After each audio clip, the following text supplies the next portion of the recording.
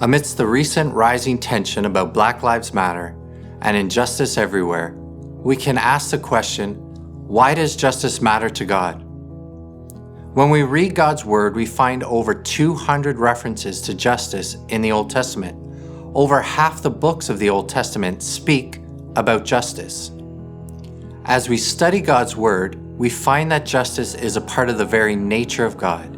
He's not only concerned with justice, it is who He is.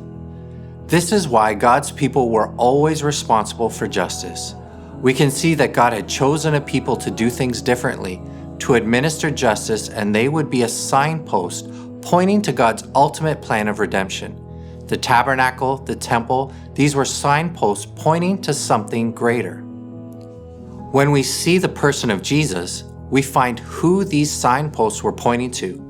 With Jesus' death and resurrection and the gift of the Spirit, the plan has leapt forwards to the point where Jesus' people, all of them together, made up the new temple in which God already lives by the Spirit. The church itself is supposed to be the new advanced signpost. The church is pointing to God's kingdom coming, not a top-down, power-driven kingdom, but a self-sacrificing, loving, righteous, and just kingdom. We are to point to God's kingdom coming.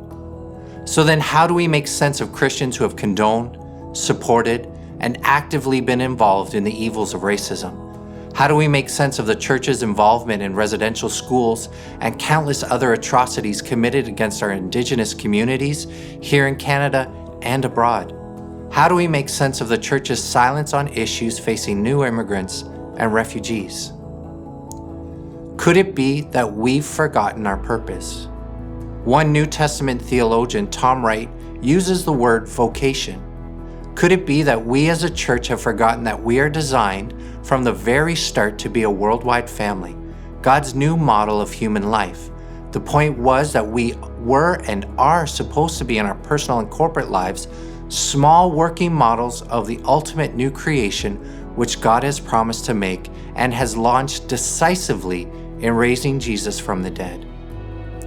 We are ambassadors, agents of God's kingdom. We are to be actively involved in seeing His kingdom come. That means that justice, rejecting racism, and embracing the diversity of Jesus' family, it ought to be as obvious as praying the Lord's Prayer, celebrating communion, or reading the Gospels. It's what Christians do. So where do we go from here? Dr. Eric Mason outlines in the Gospel, Justice, Restoration, and Reciprocity cycle. He outlines its awareness, acknowledgement, accountability, and action. We have a responsibility to increase our awareness, acknowledge our failure, be accountable, and humbly move to action. We have a responsibility to come alongside those who have been marginalized by injustice and racism. May we act justly, love mercy, and walk humbly with our God. It's what Christians do.